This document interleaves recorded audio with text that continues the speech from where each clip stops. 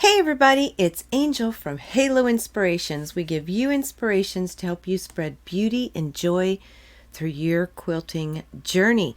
Happy hump day. Whoop whoop. Yes, happy Wednesday to each of you. I was just sitting here admiring these little bit of chocolates that are left. I'm not sure what they are, but they're really good.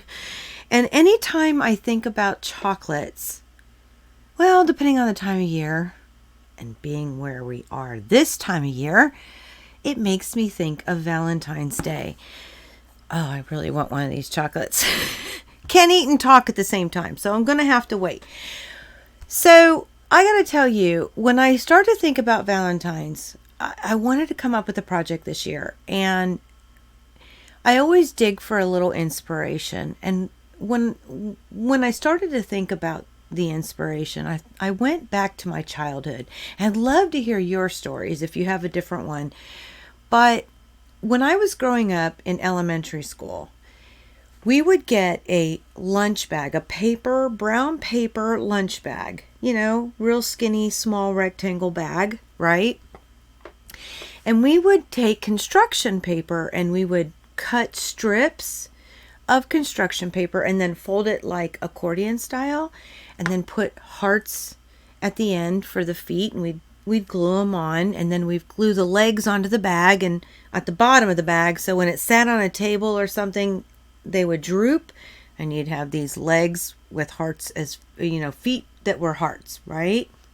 And then we do the same thing for the arms, and then we would take the top of it and fold it over. And I don't remember exactly how it worked, but I don't know if we had a big heart for it to make the face. I can't remember the face. The face is the hard part for me to remember. But that bag, we all made them. And it wasn't 1 year. I did it several years. And that bag is what we would use when we would go to Valentine's Day for school and we would exchange our Valentines.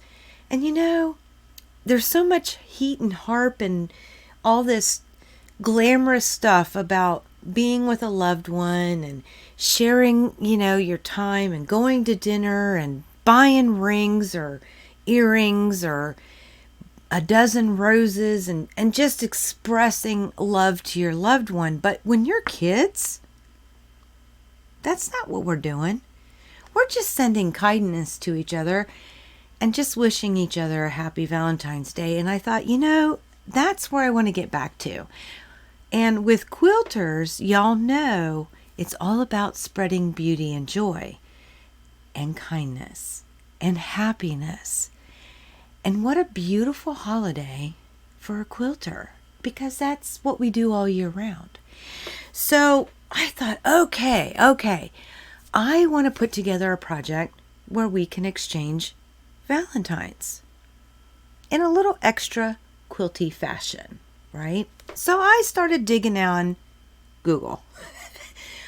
Listen, if y'all could watch me one day and spend a little time with me, I go down some serious rabbit holes.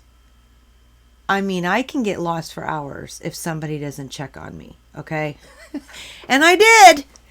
For this project, I went down some rabbit holes, and what I came across was a website. Well, it was a post of some sort. I don't remember exactly where I found it, besides Google. And I can't tell you much about it because it was written in a language, those languages that we have in this world that are like art. And unless you know how to read it, you don't have a clue what it says, but it is such a beautiful written language, like Japanese or Chinese. They have the most artistic written language ever. And that's what this was. And it was an origami way of making an envelope.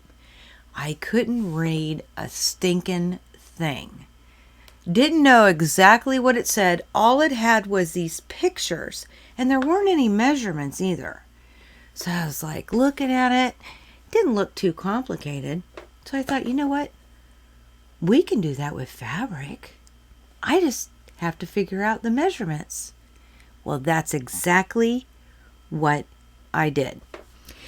So today's project is an envelope to put Valentines in.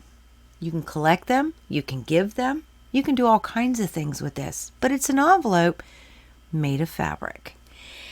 And you can see I have the ribbon and it ties in the back. Yep, that's my bow. Not hard at all and not much time. And that's the beautiful thing behind this project. I didn't want something that was super complicated or takes a lot of time. I wanted something super fast and fun so that we can spread a little beauty and joy to our special people, whether they're friends, family, or your loved one. So that's what we're doing today. Now, I will tell you, my particular fabric, I'm going to open it up. I'm going to go ahead and take the ribbon off. Okay. The outside of this one, because I have made two, but the outside of this one is red tossed large hearts. Okay. And the inside, there we go, much better, is multi-tossed envelopes and hearts. Both of these are part of a line made by Jane Ellison for Henry Glass Fabrics. The binding, and that's crucial for me, the binding is Ladybugs in Red. And it was part of a line called, what is it called? Red Hot? Yep, the line's called Red Hot. And it was a collection of designers for Riley Blake. So Riley Blake took the collection of designers and they each did some fabrics. We got some of the ladybugs in red. It is so super cute. And then I actually used Pellon 82, which is a non-woven double-sided fusible stabilizer. Okay. And one piece of that, and 40 inches of ribbon, 20 for each side, some thread, a needle, and a little experimentation and fun and creativity.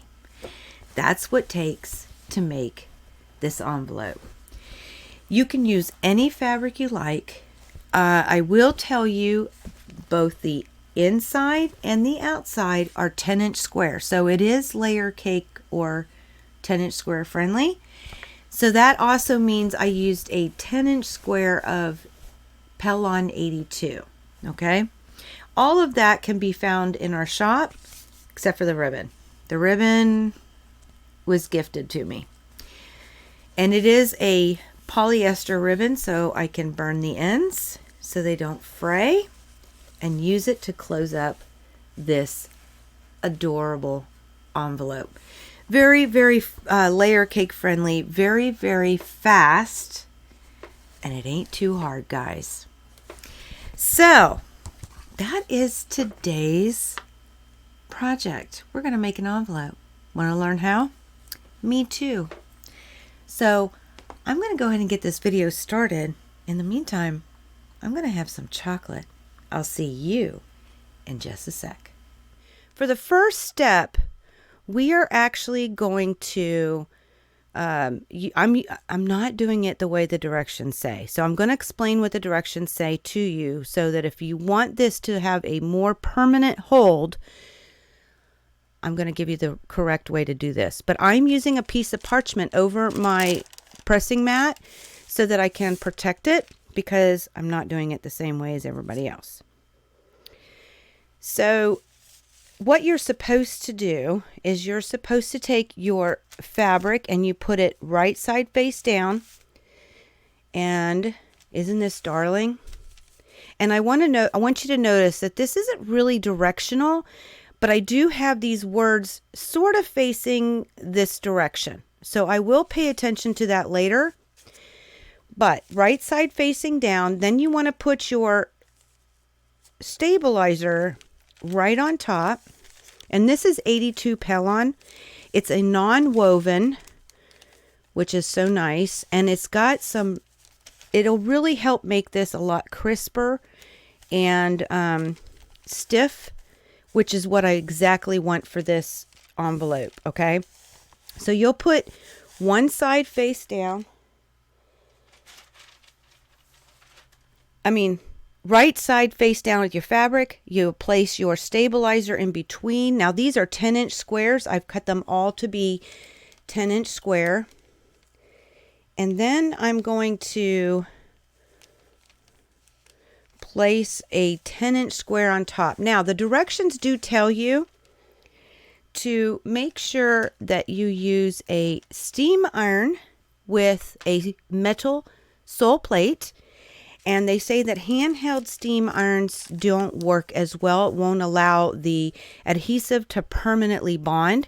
It also tells you to use a damp cloth. So obviously the moisture is important to allow that adhesive to become permanent, okay? Once you use this stabilizer, you can use this for so many different reasons. But once you use Pellon 82, you can wash it and you can low dry it or even dry clean it, okay? But I'm not doing it the directions because I'm actually going to quilt this. So I've lined up everything as best as possible here. All right, and I'm actually, now this is parchment paper underneath to protect, like I said, but I'm also going to put it on top because if I don't have everything lined up, just so I don't want any of that adhesive on my iron. Okay, now I'm not using steam or a damp cloth. Even with a damp cloth, it tells you to press for 10 to 15 seconds in different areas, okay, to allow time for that moisture and that heat to permanently adhere the fabric to the stabilizer. And that's one of the things. Now, if you've noticed, I put a sandwich in. Why? Because it is double-sided fusible, which is one of the reasons I really, really liked it. Now, notice that I'm picking up the iron and I'm not doing a swishy. I'm picking it up and pressing it. And the reason is number one, I don't want anything to shift. And number two, I don't want to create any real puckers inside the sandwich, okay? Once I get this through, I will check to see how well it adhered. Now, like I said, this is not the method of choice for Pellon with their 82. They want you to use that damp cloth to make it more permanent. However, because I'm going to quilt it, I just need it to stick long enough, okay? So I'm just going to press along. And it says 10 to 15 seconds, so I might have to speed up the video just a little bit.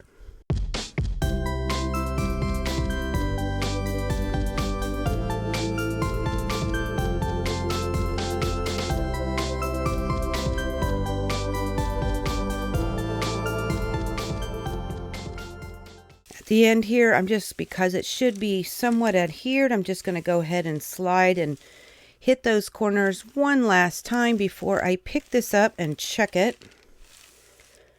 Okay. Now, I don't know if well, you couldn't notice, it's out of the camera. I've got little markings to tell me which side it goes with the iron and which side goes on the other side, so I don't get the adhesive if it sticks. But I will tell you, it doesn't stick. Now, see, that still needs pressed. That's good. So I'm going to go ahead and hit that corner one more time.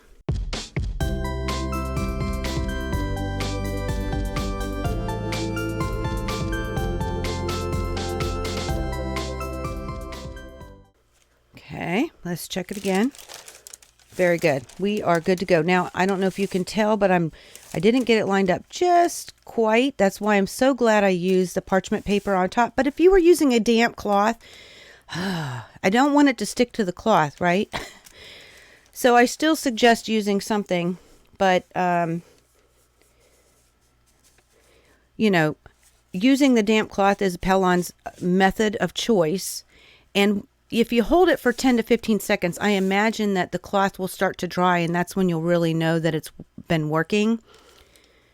Yeah, look at that. Let's flip it over.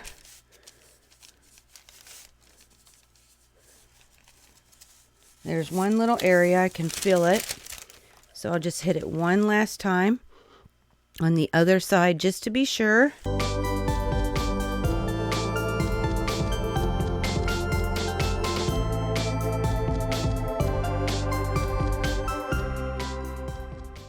I think, look at that. See, I got a corner here. Really needs to be hit one. And this is, like I said, if you use a damp cloth, it really does help that adhesive to stick. Now, if you also know, here, I'll show you in just a second. On this side, it looks like I'm a little bit more further off, and that's okay because it's not enough to make a difference.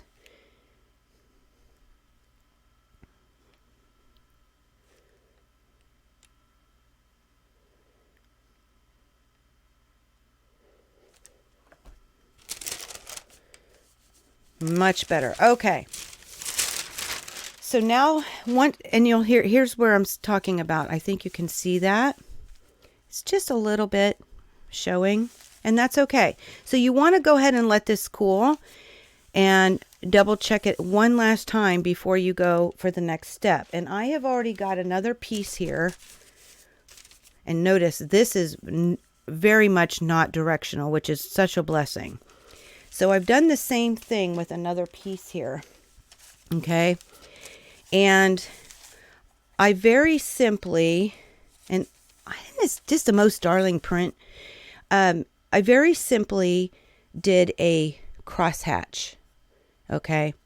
Didn't want to get crazy on it, but I did do a crosshatch. Now, the thing about 82 Pellon is it does not gum your needle. So I've actually did a small clip and showing you how well this did stitch, and I didn't even use a walking foot. I used my regular patchwork foot. So I'm going to throw you all in here for the next step. I mean, to show you how exactly I did quilt it and how well it worked. It's sped up and it's cut a little bit because it's just cross hatching, which I did use painter's tape, and you'll see that. So let me take you over to the sewing machine and show you how well this Pellon 82 stitched.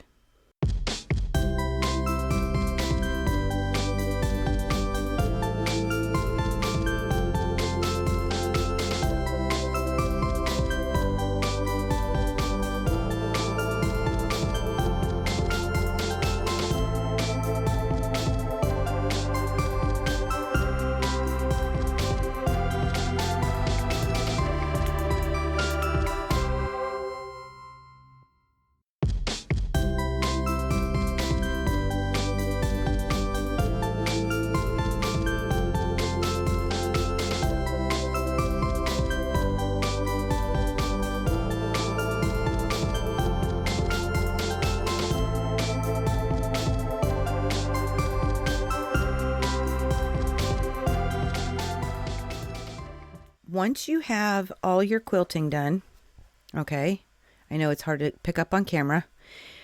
I've got this one crosshatch. I also got the next one because we're going to talk about the next step.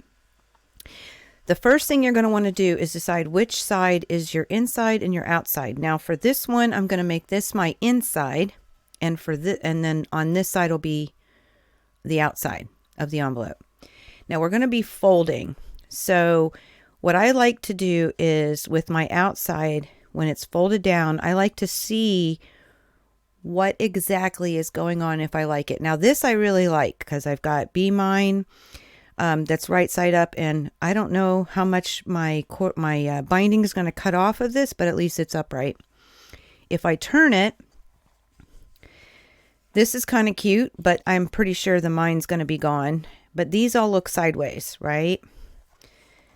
I'll turn it again, and now my Be Mine is upside down, so I really don't want that because I think it sticks out like a sore thumb. This one, they're all sideways. This one, part of the mine will be gone. I mean, could I do this? Yes, there was nothing wrong with that, but I just want to take a peek and really see which side I would like to be the top. And it's important that you make that decision.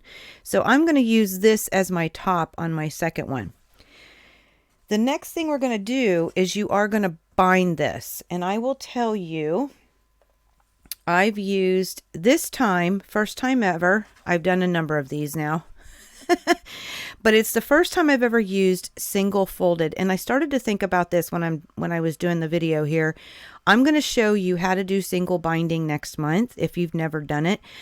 Single fold binding, that is. But basically, this is 1.25 inches. I won't go any smaller than that because then it gets really finicky.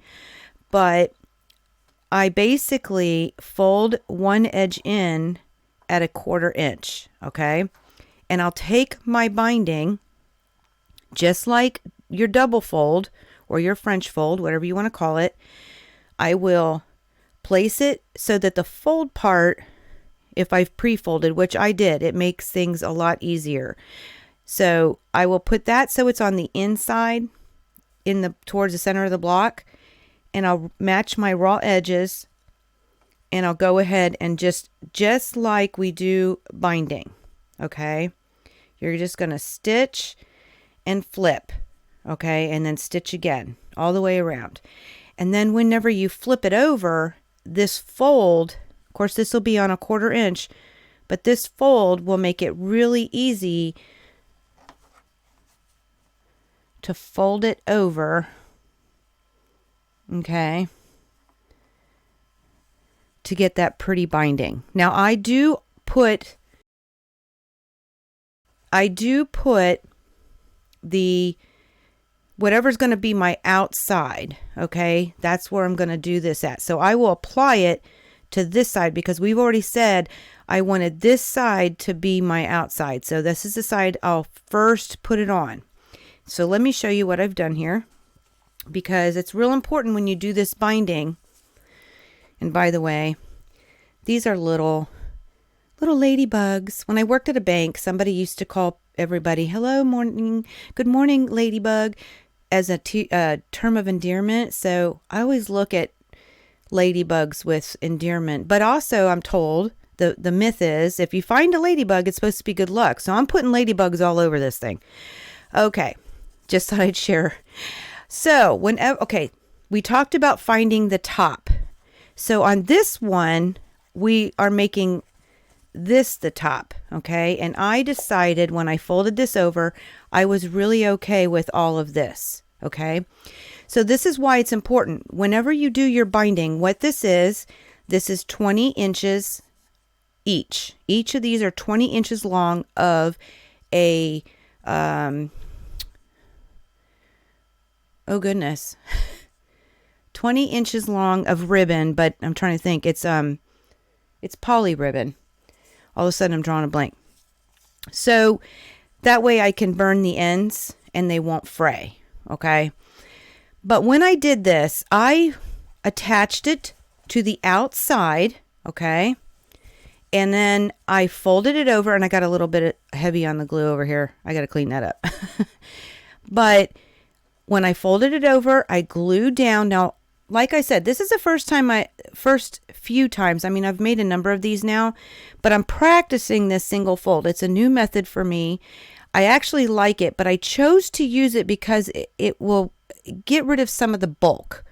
I'm sure it'll still work with a double binding. It's just, it's going to be really bulky in places because it's already bulky even with a single fold. Okay. But I flip it over and then I glue down, and I do need more practice. Anytime you start a new method, you got to practice. And basically all I did was when I glued these down, I stuck it in there. Okay. This is just glued at this point. And I just eyeballed roughly, one is going this way, one is going this way. I eyeballed how far apart on the corner. It doesn't have to be perfect. So the other thing I wanted to mention is this is the wrong side of my ribbon. This beautiful shiny side is the right side, okay? So you want the wrong side facing up. Now, you think it'd be easy to understand that, but believe it or not, I had unglued and re-glued several times because Roxanne's glue-based, it is temporary. So if you make a mistake, you can peel it back and start over. I did that 2 or 3 times over here. So you want the wrong side of the ribbon facing up, okay? The other thing, if you do your binding like I do, I'm going to stitch in the ditch on this side. So I know that the outside looks really pretty. I'm hoping this still looks really nice when it's done. We'll find out.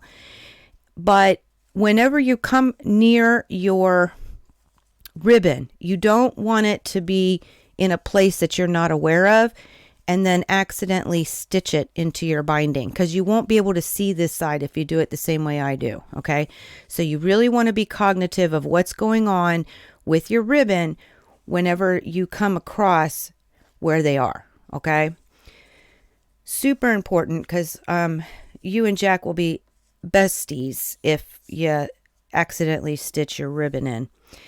Okay, what else? There was something else I had to tell you. If you don't use glue, you can, I'm sure, clip these, okay, where you'd like. And that's a good indicator of where they are, so you can help pay attention. But even when you come down here where it's not even close to it, you want to make sure that it's just not laying somewhere along that binding where you're not going to get it. If you bind on this side, I mean, if you stitch down your binding on this side, you won't have any problem. But I just want you to be aware that you can clip. Now, if you use pins, I want to tell you, you'll need some really strong, thick ones, because getting a thin pin through this and through the binding, all of that together, was not easy. Ask me how I know. And I accidentally bent a needle trying to get it to work. So you can do it. Just be careful with your needle. And then I would suggest a strong needle or clips. Okay. So I'm going to stitch in a ditch on this side. I'll show you when I'm done on the next video clip here. But all I'm going to do is just stitch this binding down, get it secure, get it done, and we'll go to the next step, which is a lot of fun. So I'll see you in just a sec. All of it is stitched. That's all the prep that we need to do. I want to tell you, is it perfect? Absolutely not. And there's a couple of things I want to add to this. Okay, so first of all, I did tell y'all this is a new method for me and I need a lot more practice. If you'll notice, I didn't press real straight line here. Didn't do one real straight down. Now, don't pick this out. And listen, nobody's going to see this in this project, but I'm picking it out for a reason. So notice that's not perfectly straight. Then we have this over here is a little wobbly. Okay. It does take practice when you start a new method. And I won't go any less than 1.25 inches because it really made things fidgety. Okay. Anything less than that, oh my gosh. Yeah, I'd bow down to you because that's intense. 1.25 worked out great. I just need to get more practice. That's it. The other thing is I used a red thread. I don't think you can see it. Yep, there it is.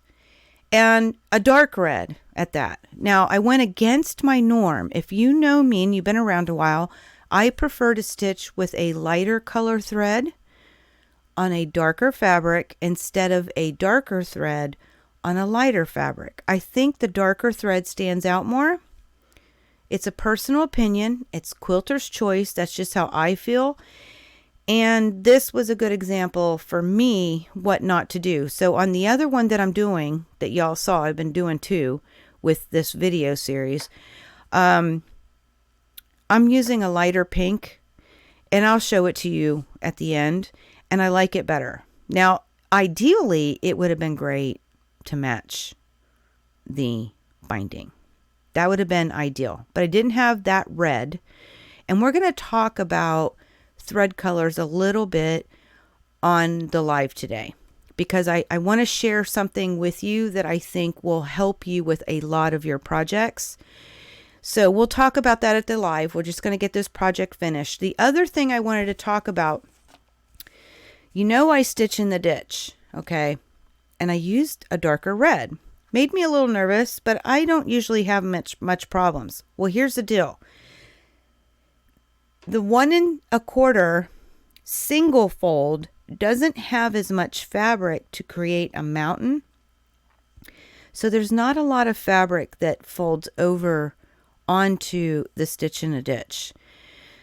So again, pink, a lighter color would have been, well, matching the color would have been great, but a light pink will actually help because it's going to be more exposed. And I don't know that you can. I'd have to rewatch the video, but I can see the darker line in here. It doesn't look bad at all. It's just not my preference. And as I was stitching, I got really nervous. So I had a little bit more wibbly wobblies, okay? Because I'm stitching nervously instead of in my comfort zone. I will tell you to take it slow, for sure. This method with a single fold requires you to take more time and slow down. That is the number one tip I can give. The other thing, if you do your binding like I do, and I know a lot of you do, normally you all know that I will stitch along here, and then at the corner I go 1 tick over onto the fabric, and then I come back and go all the way down. I did that once. I don't know if you'll be able to see that. Probably not. But I there's 1 tick over here. Now, it's not very noticeable, but I notice it. So what I started to do, because there's not a lot of mountain over here on this side to cover up the stitching, I ended up going right to the points and then turn. I didn't go up on the fabrics. And I got to tell you, I think that works pretty darn good. Okay.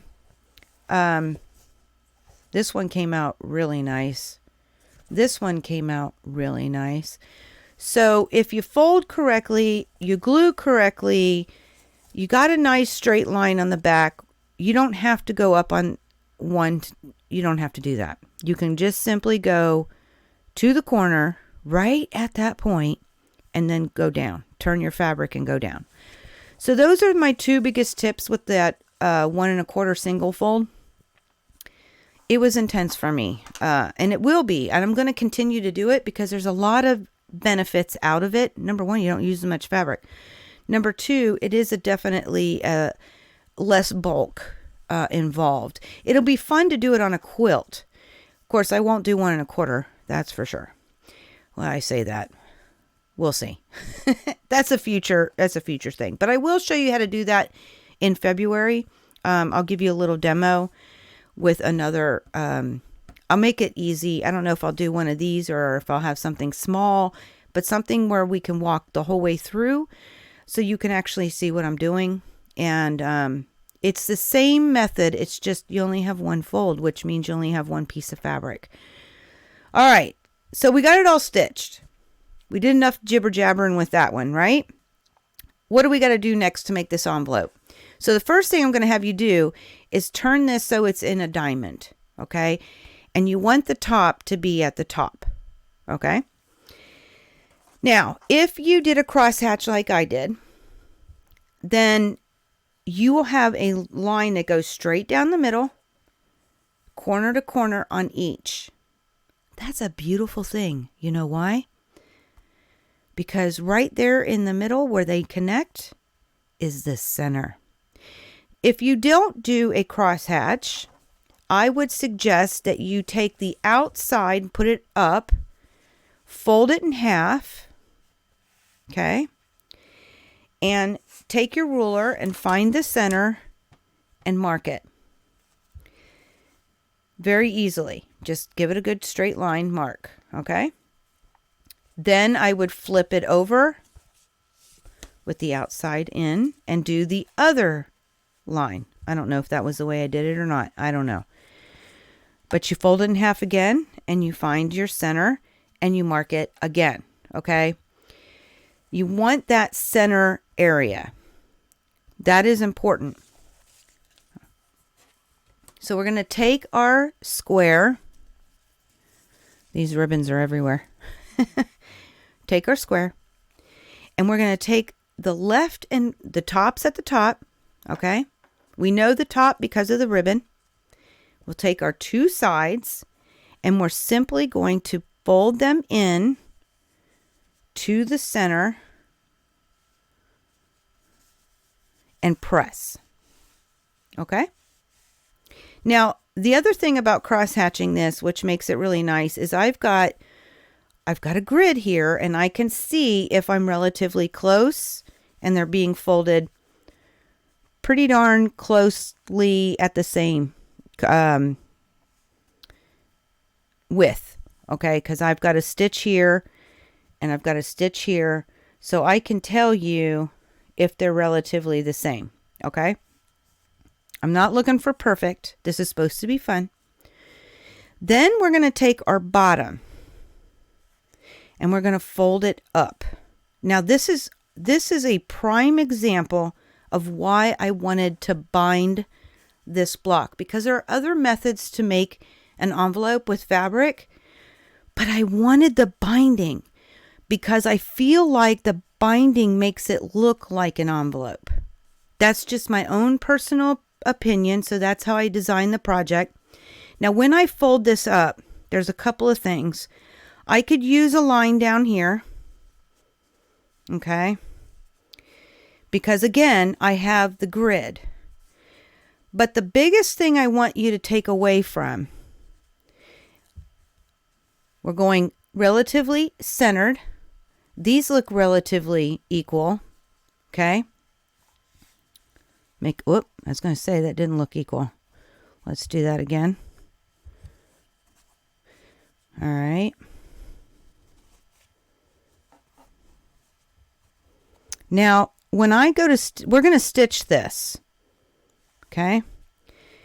I want around 1/4 inch at this binding. Now we're going to go over the binding. That's why the single fold was important. But 1/4 inch for my binding would be awesome. Now I'm just going to eyeball it. Goodness help us, because you know my eyeballs aren't straight. However, yep, just want to make sure we're good. You could take a ruler that has 1/4 inch on it, and you could see if that binding is 1/4 inch in. And it's pretty close. It's a little bit higher, I will tell you, because I'm going to come down 1/4 inch, and when I got to the binding, I would turn. So if I wanted to, I could pull this down just a little more. Okay. Or not worry about it at all. But you want to just kind of eyeball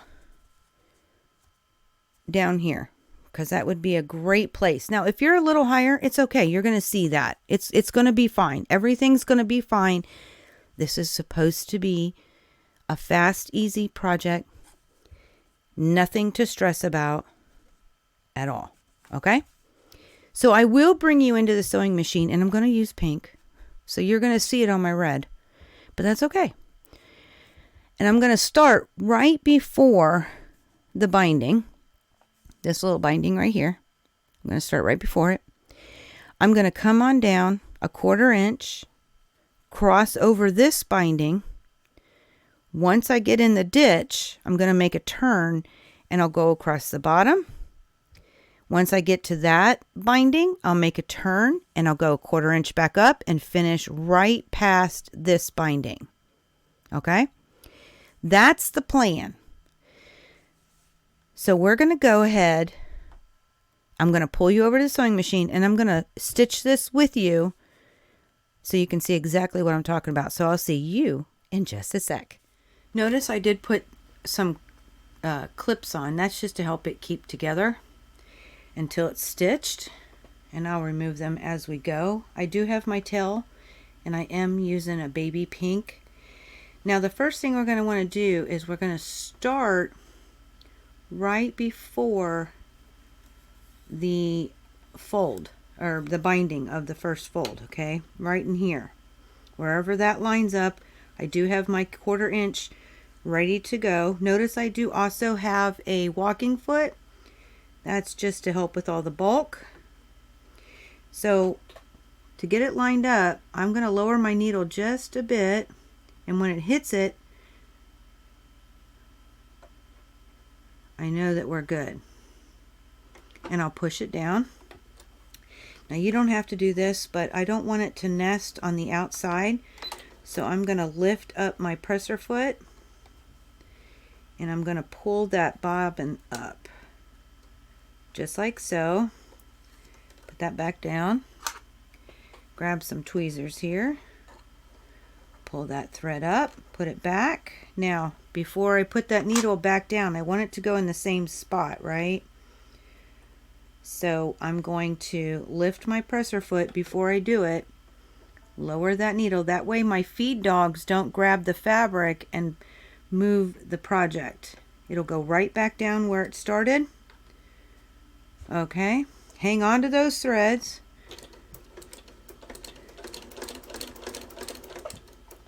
And go ahead and stitch. Now I'm going to go ahead and pull this out.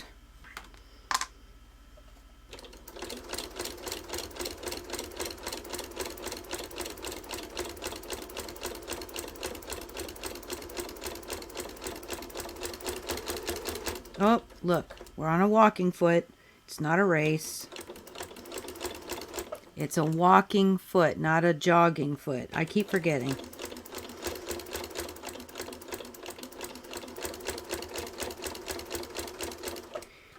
Now I'm going to cross over this binding here.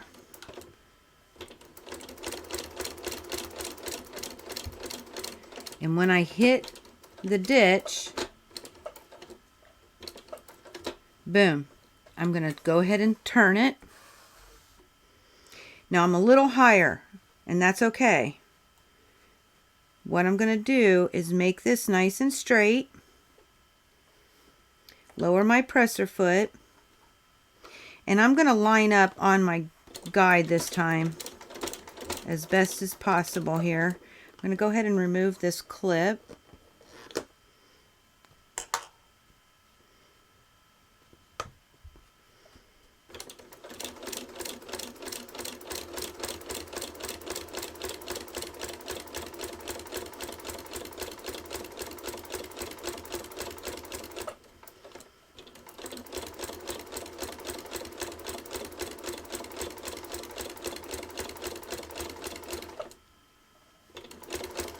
I'm going to go over to the binding.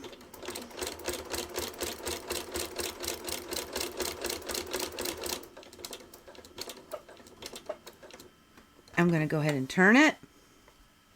And look, that lined up nicely. Go ahead and put my presser foot down. Go over the binding. Pull this last clip out.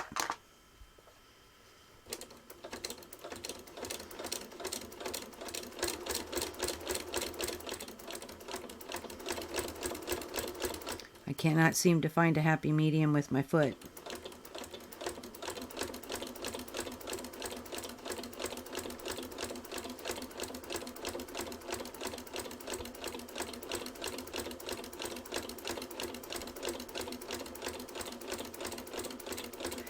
I'm going to go over this binding, and I'm going to stop right when it goes over it.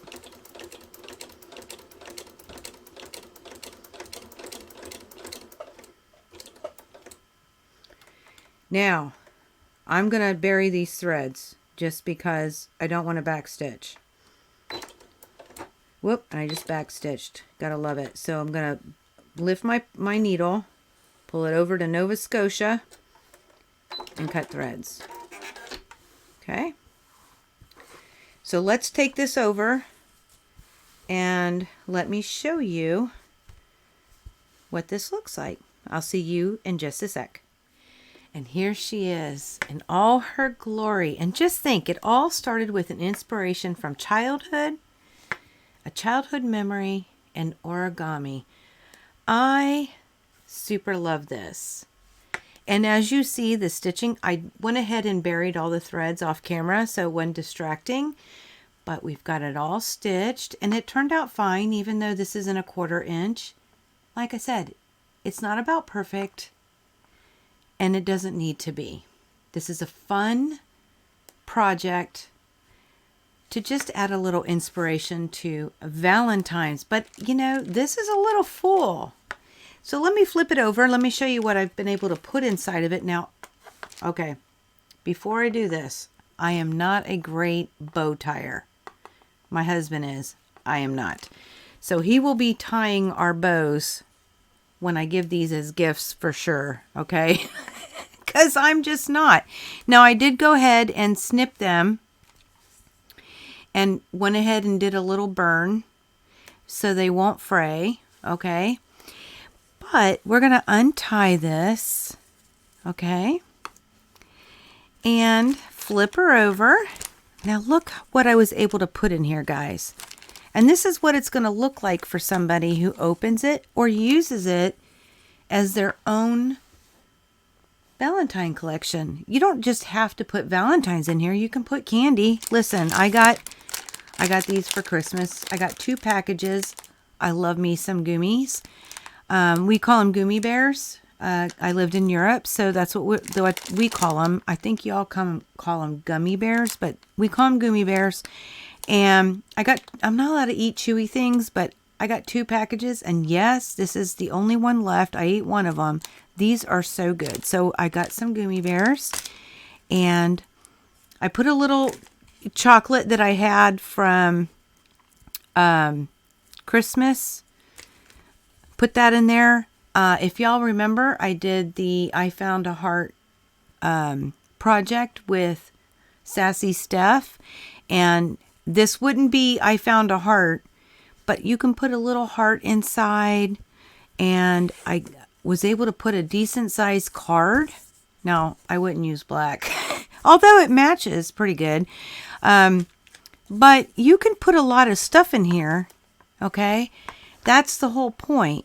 And then you just fold it over to close it, and simply take your ribbon and pull it around and give her a tie, okay? All that stuff fit in there, and I could have put a little bit more. You can put a little bit less. It's all up to your heart's content, but you know, what a great way to decorate something special for your something special for Valentine's. Super cute, right? And it looks like an envelope. I love the binding. It looks like an envelope. Yes, so that is our project for today. Let me come back at you. So isn't she just so fun? I got to thinking about this, and I did it because it was an inspiration from a Valentine's memory and from origami. However, I got to thinking about it, and it could also be used for Christmas. Oh, did I just say the word? We just finished Christmas, right? I can't even believe I entertained the idea. But you could use Christmas fabric to, you know, do this for Christmas. You could do it for Easter. You could do it for Halloween if you have somebody who loves Halloween, and stuff a bunch of candy in there.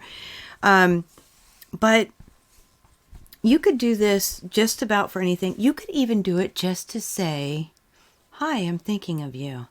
Just a little something. You could use fabric that you know that the person, you know, something in the fabric is something that they really love or like. I mean, even college fabrics, or you know, just anything, like if they like owls or kangaroos or whatever, right? Just to give them a little, hey, I was thinking about you. What a great little gift cover that looks like an envelope. I love this. I think it is so super cool. I'm going to make more of them for sure. But that is today's project. And I want to tell you, we will be on, I'm going to remind you, we will be on today at 3 p.m. Eastern Time, because I'm here in Virginia. I say we because it'll be Mayhem and I will be here together to answer any questions. It's a live Q&A, live quilting and answers, right? Whoop, whoop. And I'm also I did say this earlier, I'm going to talk, I'm going to give a little bit of something extra related to picking threads. One of the things that I do and one of the tools that I use to help me do that. So I think it'd be really beneficial for you guys to be able to hear it and to see what I'm talking about. So we're going to talk a little bit about thread picking.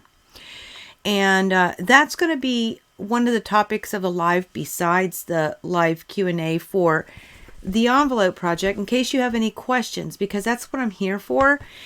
Yeah, we're going to talk about thread, guys. And I have something I really want to share with you guys. So we'll talk about it then at 3 p.m. Eastern Time. Hope to see you there. But y'all, thank you for stopping by. And if you think somebody would enjoy this, make sure you share. And yeah, I'll see you guys at 3 p.m. But until next time, may you all continue to be inspired, productive, ever so joyful, never stop believing, and never stop making your dreams in quilting come true. We love y'all. Happy hump day. Whoop whoop. Happy quilting. We'll see y'all soon.